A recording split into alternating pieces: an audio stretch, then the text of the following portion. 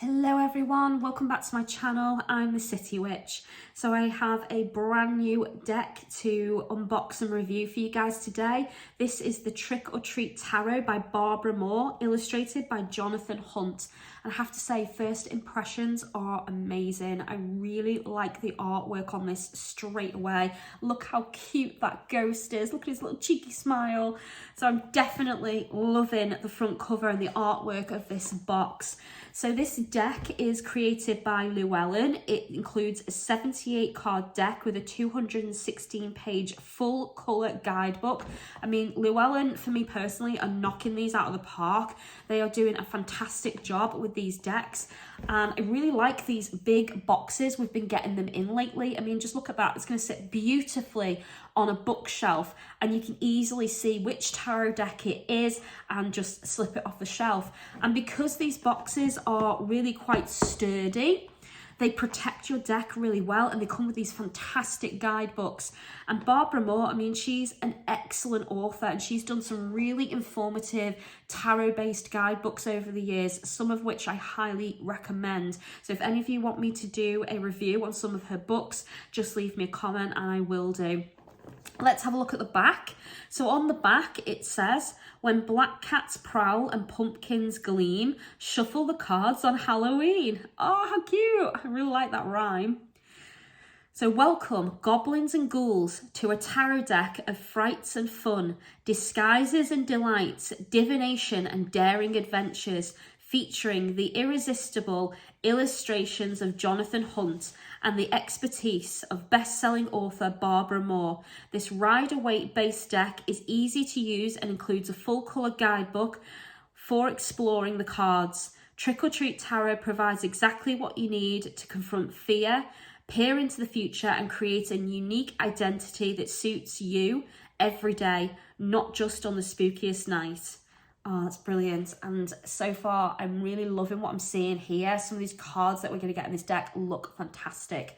So let's open it up and have a gander.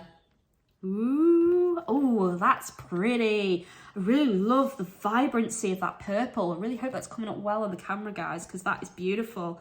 And straight away, we have this amazing guidebook. And this is very, very typical of Barbara Moore when she does a deck. The guidebooks are usually absolutely fantastic, packed full of information.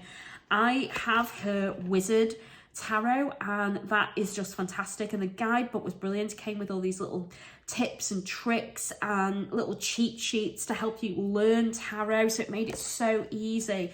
Now, I've got donkey's years of experience reading tarot now, so I do read the guidebooks when I get them for an author I really like, but most of the time I don't bother. I shove it to one side. And I don't feel like I need the tips and tricks she gives. However, if you are a beginner and you're looking for a really good deck, one that's quite easy to read, any of Barbara Moore decks will do that. And on top of that, her guidebooks are fantastic with all the information she provides. So let's just have a little look in here to see what we get in the contents. So we're going to get an introduction and the basics, the major arcana and then the minor, and then she's broke it down into wands, cups, swords and pentacles. Then she's going to give some spreads at the back and then a foreword from Mickey Muller. I hope I'm saying that right. I tend to butcher names, so I'm sorry if I'm saying that wrong. So this is a first edition deck printed in 2022. And as I say, it's published by Llewellyn.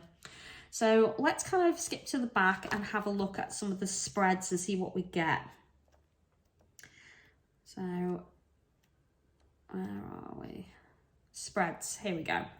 So for spreads, we have special Halloween treat tip, Halloween themed spreads. So Trick or Treat spread, which is a 4-card spread. And then we've got the Haunted House spread. We have Messages from the Other Side. Ooh, that's interesting, isn't it? And then we have Gathering the Harvest spread, and then some basic spreads. So it talks about your 1-card pull, 3-card, and then we've got the Horseshoe spread, Making a Choice spread, which is that one there. And then we've got spreads with dramatic effect. So yes or no oracle. Ooh, very nice. That's really interesting. So I'm definitely going to give that a whirl and see how that's been done. And then what else do we have? The ancient Celtic method of divination. So this is where we get the Celtic cross, which is very traditional. And it looks like that might be it. Yeah, and then that's the forward. So we get some really good spreads straight away, so impressive. So I'm going to pop the book to one side and we're going to take out our deck. Ooh, that's nice. Look at that. Can you see that, guys? So we have this beautiful piece of artwork in there. I love how far they're going with making these boxes really nice and decorating them. They just look so much better than just an average cardboard box, don't you think? Then we get our deck. Does this have a pull bit so I can open it? No. Let's get my trusty...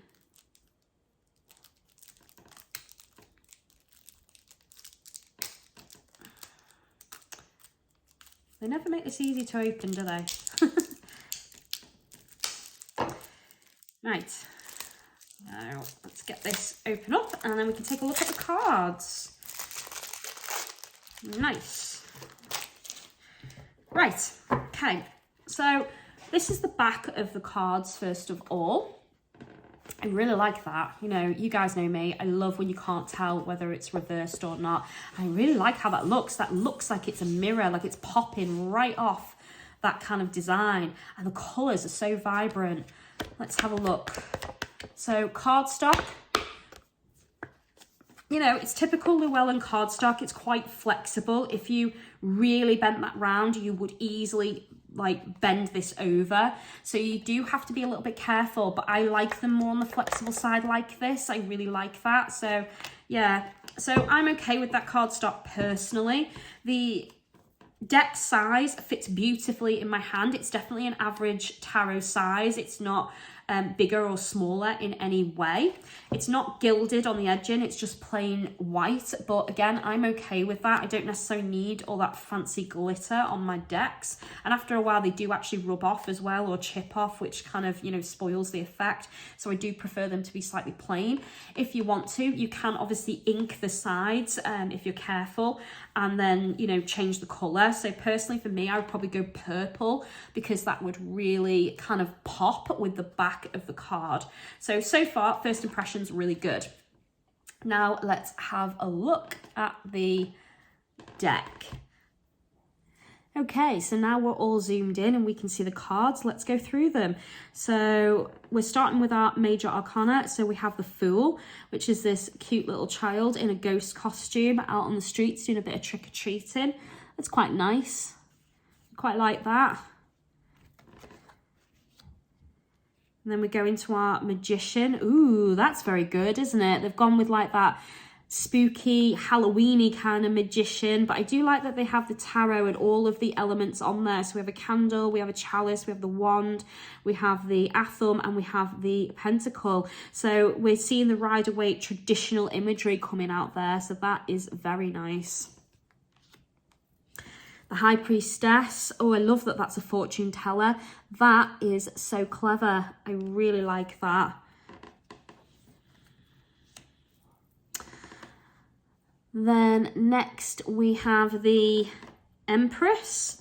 Oh, it's like a pregnant kangaroo look, and you know, she's carrying her baby there, and she's holding him, and she's decorated him to look like a kangaroo to match. So that's quite cool, isn't it? That definitely has that motherly kind of vibe to it. Caring, nurturing for sure. That definitely gives me Empress vibes. I really think that's quite cute.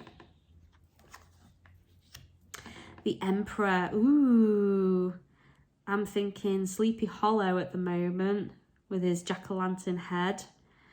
It's interesting. He's leading the way as well. He's like showing his leadership qualities in that image. So I do like that. Then we have the Hierophant. That's a really interesting way to display the Hierophant, isn't it? But then I do think that's the teacher, and this is his class, and these are all his students, because the Hierophant is that teacher mentality, you know, where you're a student or you're a teacher and you're learning something. So it does represent institution, and a school is an institution. So yeah, I can get down with that. Wow, that one is awesome, isn't it? Anyone getting Morticia and Gomez vibes here? Because I totally am. For the lovers, that is amazing. They have such a wonderful relationship in those movies, and it's just so pure. I love that for the lovers. That is amazing. Oh, the chariot. That's so cute.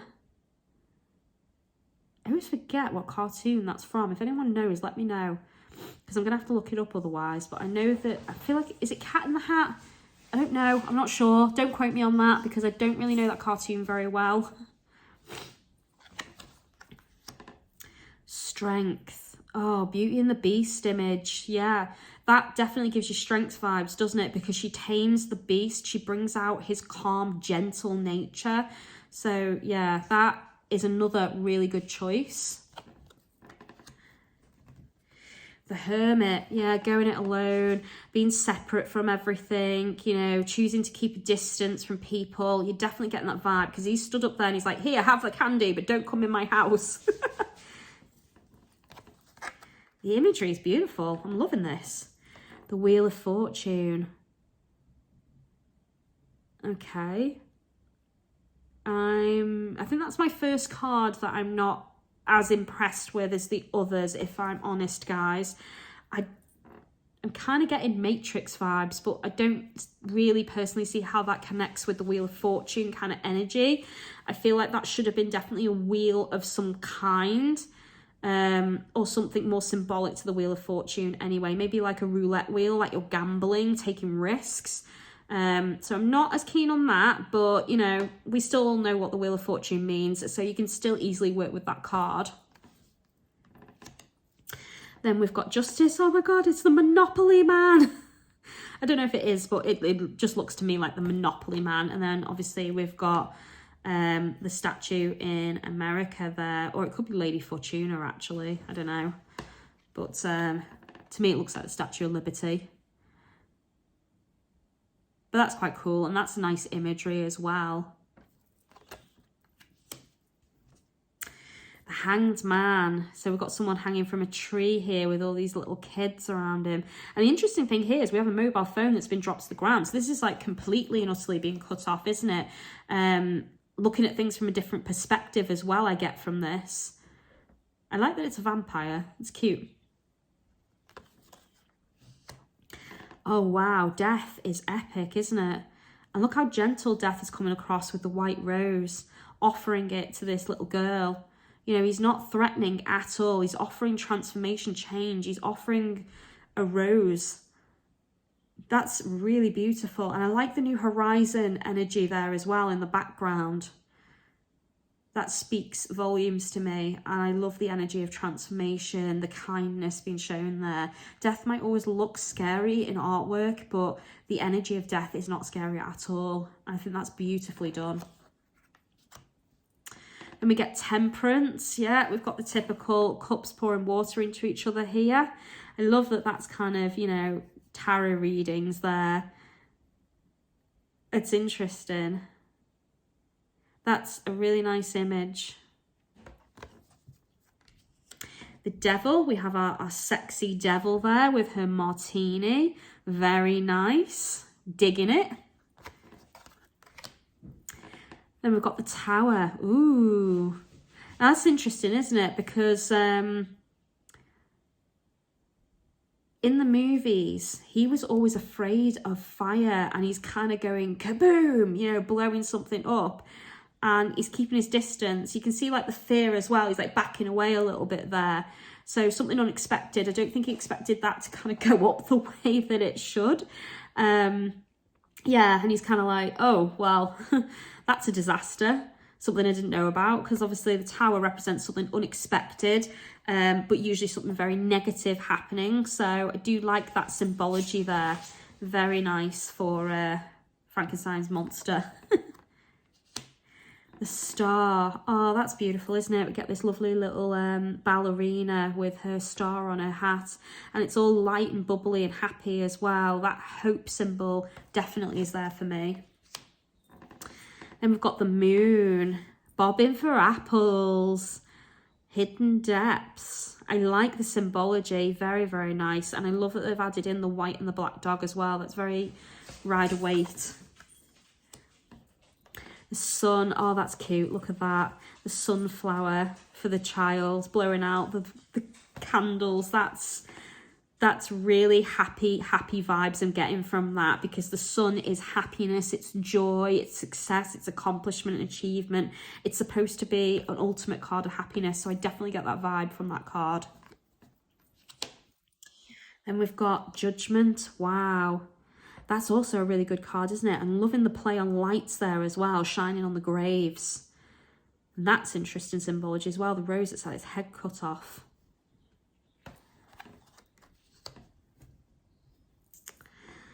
The World. So this is the front cover to our box. So we have our happy chappy ghost. Now we're getting into the minors. So the Ace of Wands, yeah, that's okay. And also it's giving you a clue as to the element there as well, because it's on the bracelet. Can you see that clearly, guys, there? So that's a symbol of fire. And we have the Two of Wands, yeah, choices.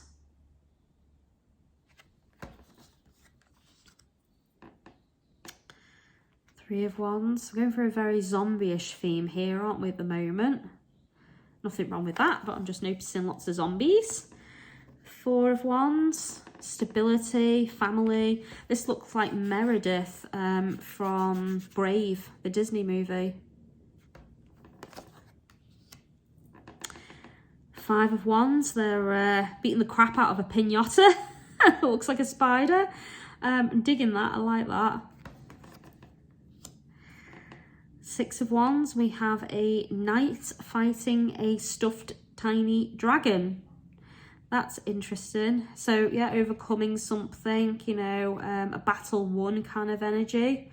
Praise and admiration. Seven of Wands, backed into a corner. Whack-a-mummy. Oh, that's cute. I like that. Whack-a-mummy. Then we have the Eight of Wands. So this is the first one to me that comes across as a little bit on the pippy side. They're all carrying a wand each and they're just fluttering around. I mean, the symbology is still there, but it is the card that they've put less energy into, I feel. Nine of Wands, we've got a lightsaber going on here. So a little bit of Jedi action. Really like that this character's protecting the money and the riches here. 10 of Wands, that kind of looks like Igor, doesn't it? Like the sidekick to some villain. And he's definitely burdened, isn't he? He's the lackey, he's the one carrying and doing everything. And you can tell he's not too happy about that. Then we have the Page of Wands. Oh, that's cute. I really like that. In this costume, having fun, that excited energy is definitely there. The Knight of Wands. So Julius Caesar, I think. And then we've got this little stuffed horsey, so it's clearly not going anywhere, is it? So this is like not as action orientated as you might expect. It's kind of like almost stuck and stagnant. Ooh, Queen of Wands is a wicked witch. Look at the smile on her face. I wouldn't want to piss her off, would you? She looks like she's definitely up to no good, for sure. And then we've got the King of Wands. So, yeah, this looks like Dracula to me. And he's sitting pretty. He's beckoning you forward. He's probably slightly charming. Very good with, I would say, his passions and desires and bringing those out in others. Interesting how he's surrounded by rats. Ace of Cups. Yeah, Skull Goblet. Digging it. That's nice imagery. The Two of Cups. Yeah, we've got our celebration. And we've gone with Romeo and Juliet. Happily ever after. So this is the card of unity. Three of Cups, here we go, celebration, collaboration, and if I'm not mistaken, they are definitely people dressed as the Sanderson sisters. I love that. That is probably one of my favourite cards in the deck so far. Four of Cups, Okay, this has that, you know, I've eaten too much kind of vibe, or I've done too much and now I'm feeling a bit sick. So not so happy, feeling a little sorry for themselves there. 5 of Cups. Okay, so, you know, spilt milk kind of energy going on here. 6 of Cups. Ooh, don't trust that clown at all. Oh, that totally gives me creepy vibes. I would not take candy from that clown. Look at its face. Yeah, no. Just no. Pick your poison. Ooh, loving the Tinkerbell energy. That's definitely a really nice image. That is also, I think, one of my favourites. I love that, pick your poison. Choices, eh? 8 of Cups. So the goal is at the top of the hill. I think that's supposed to be a superhero, but I'm not quite sure which one.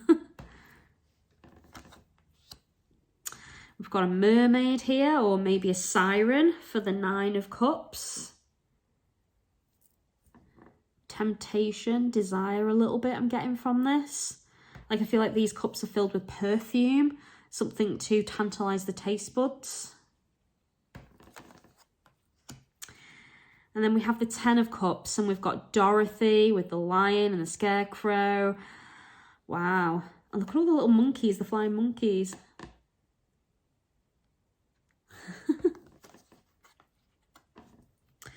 Page of Cups. So we've got a jellyfish costume going on here. That's nice.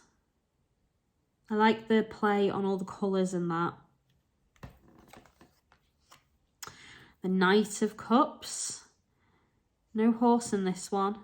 Seems to be a common theme at the moment that we're not putting like horses or some kind of steed in these images for the knights lately. And usually they represent whether the knight is in action or inactive, because you can tell by the movement of what the horse is doing. But when they've removed them, it makes it harder to see what's going on. But this is usually the lover, not a fighter kind of energy. Queen of Cups. We've got a queen zombie here with a rather gruesome, creepy looking baby doll there.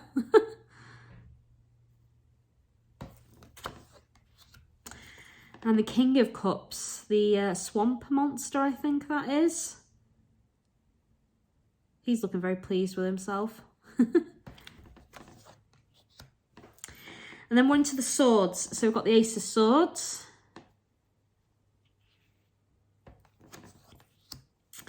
Two of Swords, lightsabers again. This time I'm getting that Sith energy rather than a Jedi. 3 of Swords. Ooh, instead of a heart being stabbed, it's a pumpkin that's been smashed. So symbolic of, you know, your emotions, because there's, you know, there's rain here. So this is sorrow, unhappiness, coldness even. The 4 of Swords. So yeah, kind of nightmares, things coming at you in the shadows and the dark. 5 of Swords. Yeah, bullying mentality, aggression.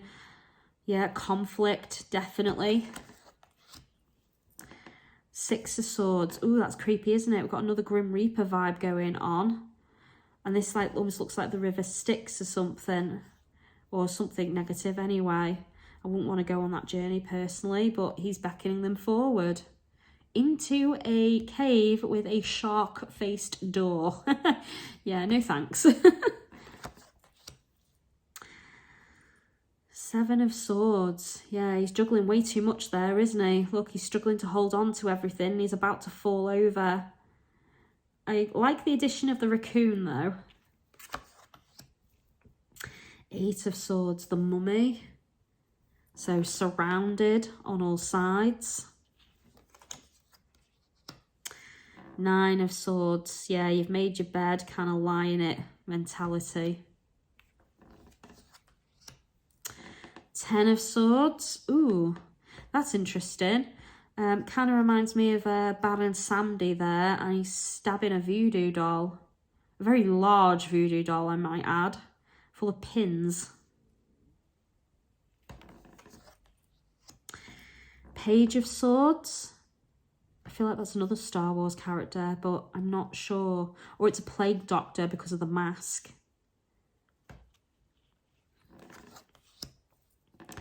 Knight of Swords. We've got a ninja breaking in here. That's interesting. That's definitely action orientated because he's in the process of doing something. Queen of Swords. We've got the Ice Queen.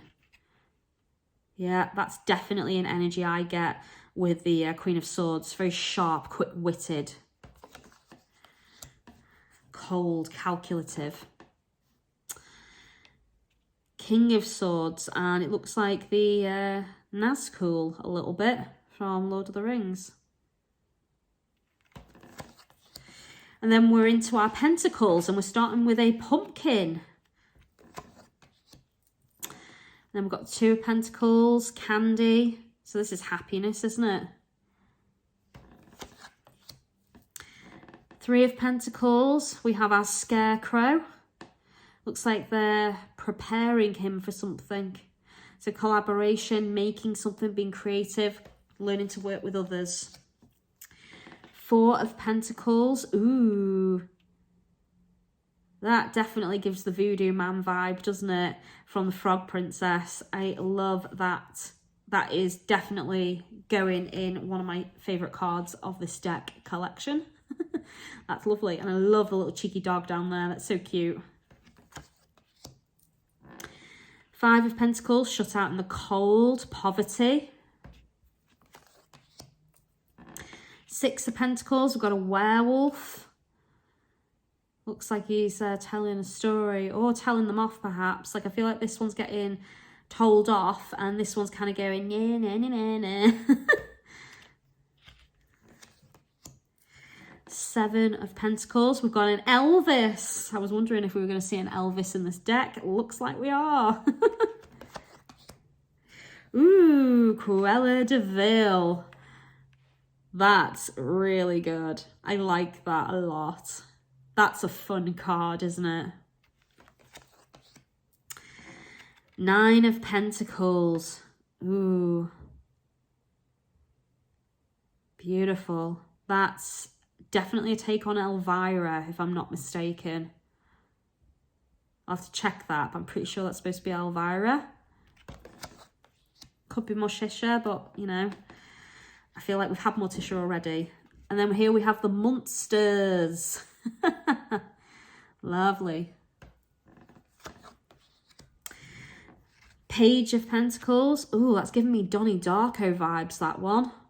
Has anyone seen that movie, Donnie Darko? Where he dresses up as that weird-ass rabbit. The Knight of Pentacles. We have a warrior, like a Viking warrior, defending the door.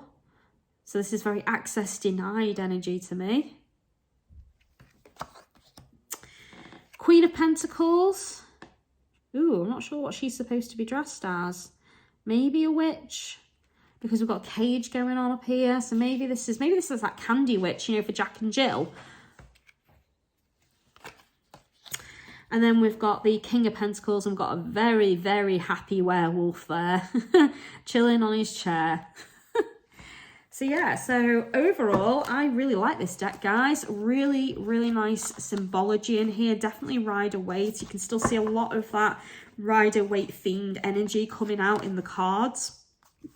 I think this would be a really good deck for a beginner, especially if you're into Halloween and spooky themed stuff.